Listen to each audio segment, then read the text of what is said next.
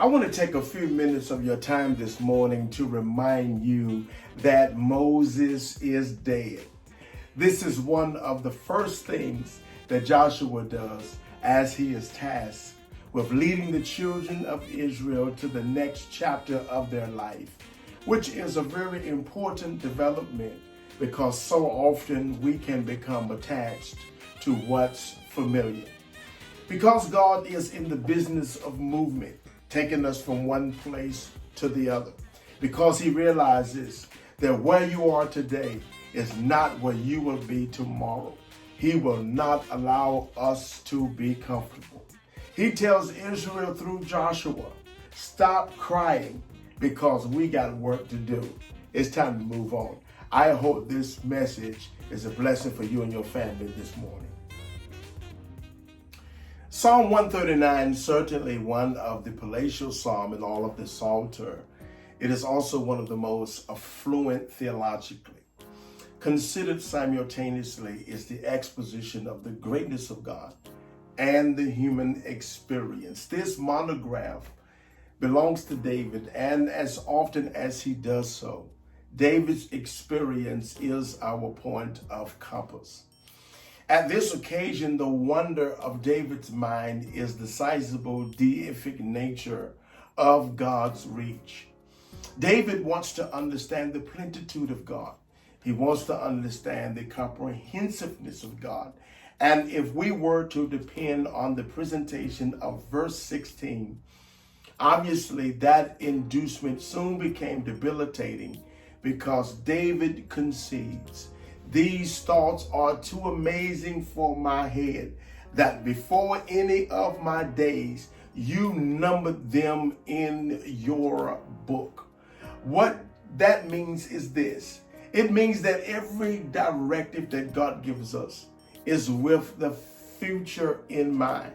That's where we get the word Elroy from, meaning God sees. And what is often frustrating is that while God is seated in our tomorrow, our convictions are compressed, or they are confined rather, to the brevity of time, which makes us passive recipients, unresponsive to the things of God because the apparatus of our thought is narrow. The opposition then that undergirds David's cause and his subsequent confession also admits to the circumference of prophecy, because when David starts talking about his days being numbered, he's showing us that whenever God speaks to us, it is always from the perspective of future. That's what omniscience does. It's the consummation of God to know everything actual and possible, or the docility to know everything within the verses of origin.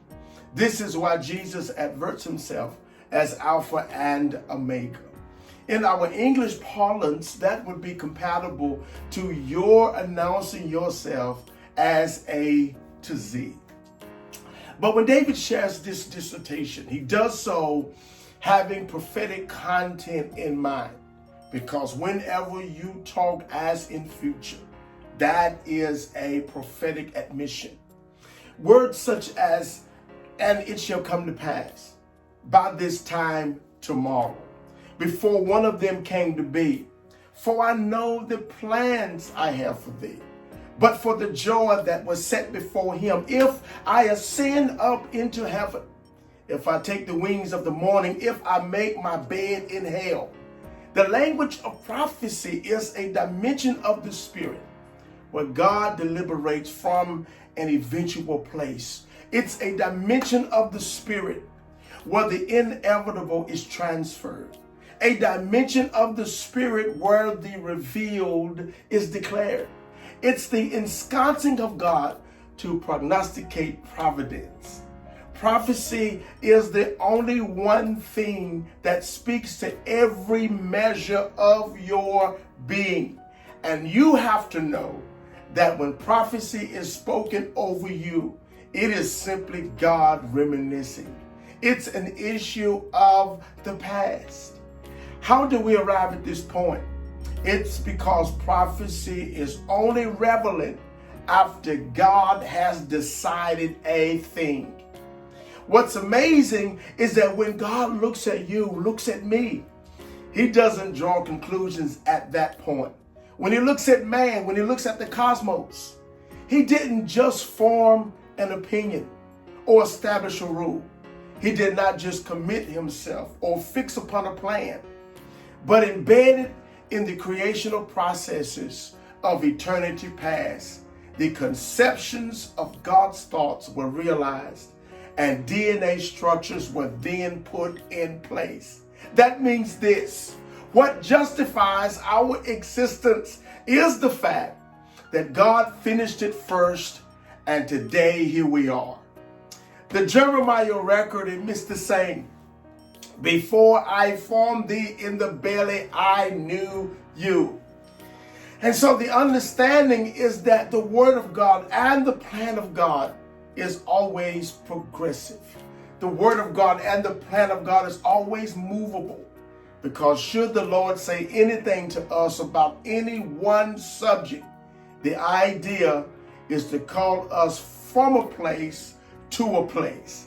2 Corinthians chapter 3 talks about going from faith to faith, strength to strength, and from glory to glory. Abraham, take your only son whom you love and go to the land of Moriah. That's expedition. Elsewhere, Jesus gives the adulterous woman a directive. He said to her, go and sin no more. That's motion. He told the incapacitated, the invalid, the unretentive, get up, take up your bed and walk. That's development.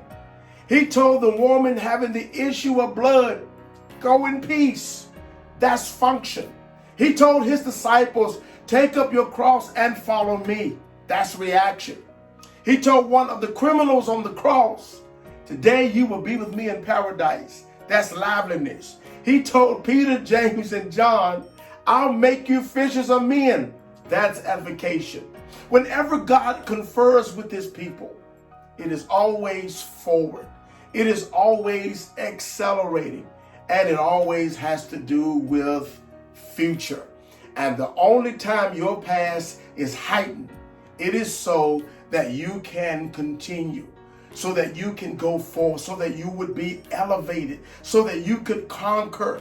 For this reason, Paul said this: one thing I do, forgetting those things which are behind me.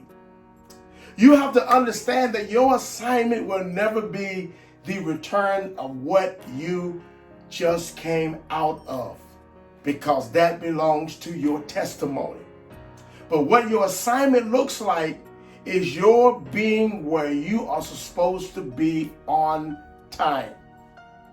So then it is euphonious that if God is future and his arrangement is future, his adjustment, his scheduling, his orientation, his covenants, his protocols, his destinies, if these mechanisms are paradigms and paragons that helps to expedite chance, leadership has to prioritize the integrity and the absoluteness of God as it relates to government realms, ministry, and authority.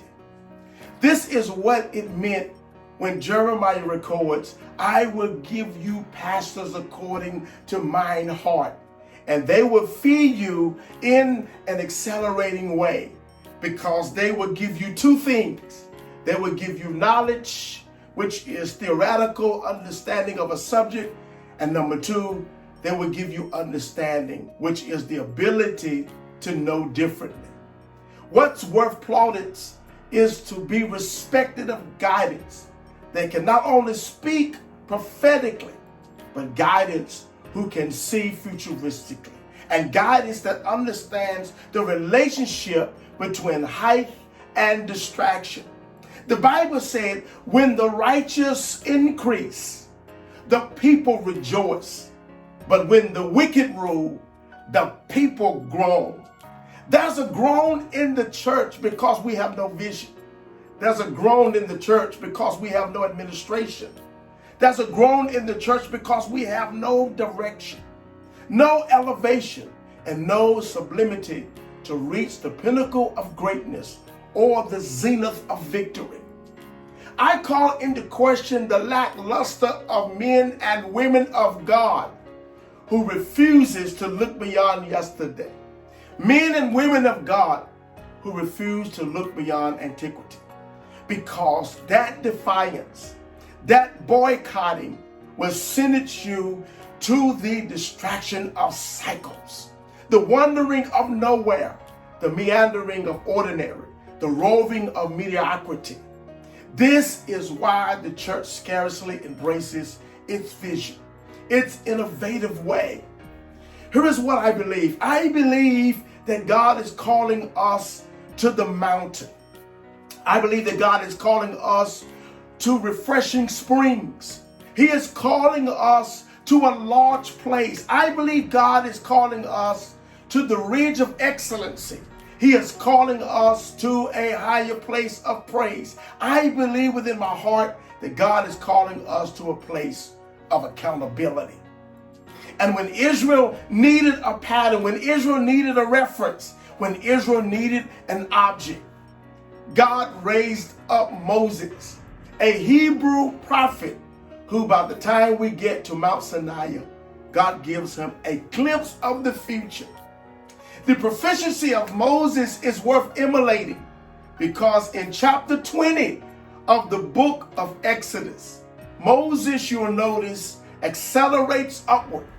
He climbs to a high place. He goes to a lofty place, and he goes there to receive the commandments. During that time, he saw processes that were yet to be. He saw a world that was yet to be. He saw techniques. He saw movement. He saw procedures. He saw systems. He saw prophetic installation, prophetic institutions. In fact, every law that governs our Constitution today is based on the conversation that God had with Moses. Thou shalt not kill, thou shalt not steal, thou shalt not commit adultery. Moses was not a non-seeing leader, nor was he a non-seeing prophet. But just as he goes up to receive, he comes down to declare, because that's what prophecy is. It is to communicate the oracles of God, the revelation of God, the vision of God, the epiphany of God. But here's the problem. As he prepares for this prophetic summit, which is the apex of his encounter, he comes down from Mount Sinai and he finds a people who was satisfied with the past, a people satisfied with being stuck, a people satisfied with complacency, a people satisfied with life as usual, a people satisfied with gluttony. And they did the same thing under the leadership of Joshua. But this time Moses is dead. And what I've learned is that sometimes certain relationships have to die in order for you to see Jesus. The other side to that is that sometimes when something dies, it's still hard for us to move on. Now, I don't know if you know this or not, but when Moses died, there was a fight over his body. That's found in Jude chapter 1. The Bible tells us that the archangel Michael confronted the devil himself over the body of Moses, which means that Moses did not receive a proper burial. And if Moses didn't receive a burial place that was specified, the question is, what was the science behind it? Well, the answer to that question is this. When God's agenda is movement, he does not want his people in mourning. What does that mean? Sometimes you can cry too long. And what God is saying is this: if I let you mourn longer than necessary, you won't be able to live on the level of your assignment. And so what God is trying to download in your spirit this morning is this: you've got to learn how to move on. You cannot stay in the place that you are in, because when you do that, what you are doing is grieving without realizing where you are about to go. Here's my point. Mourning keeps you from moving. And this is why God gives Joshua a word to give to the people. He says to them, Moses is dead. And the reason why that's important is because if we don't get a word, we go into denial. And when we go into denial, everything that God is trying to free us from is what we will become attracted to. The problem with that is this: you can only have your future based on how focused you are. I pray, I trust that this word is a blessing this morning for you and your family. Thank you for this listening opportunity. Until the next time.